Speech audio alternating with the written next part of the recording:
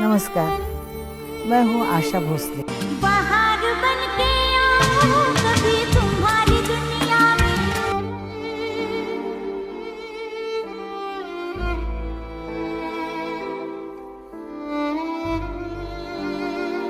কিংবদন্তি কণ্ঠশিল্পী আশা ভোসলের প্রয়াণে ভারতের সঙ্গীত অঙ্গনে নেমে এসেছে গভীর শোক।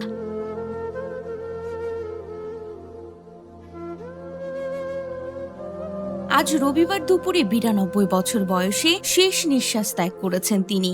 দীর্ঘ কেরিয়ারে অসংখ্য চলচ্চিত্র গান গেয়ে এবং শাস্ত্রীয় সঙ্গীতে নিজস্ব অবস্থান তৈরি করে তিনি হয়ে উঠেছিলেন এক অনন্য নাম।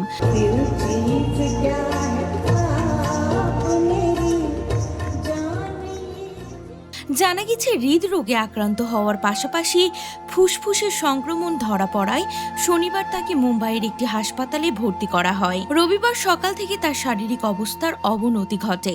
এক পর্যায়ে তিনি মৃত্যুবরণ করেন। গায়িকার মৃত্যুর খবর নিশ্চিত করেছেন তার ছেলে।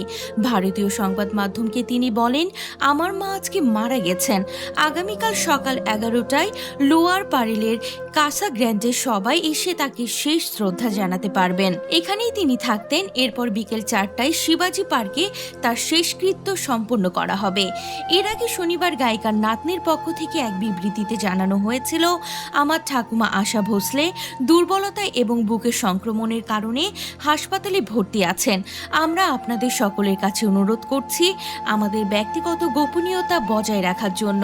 আশা ভোসলে ১২,০০০-এরও বেশি গান রেকর্ড করেছেন। তার কণ্ঠে জীবন্ত হয়ে উঠেছে বৈজয়ন্তী মালা, মীনা কুমারী, মধুবালা, জিনা তামান, অসংখ্য তারকার চরিত্রের কণ্ঠে। আসুন আমরা সকলেই আশা ভোসলের আত্মার শান্তি কামনা করি। তিনি যেন পরপারে শান্তিতে থাকেন।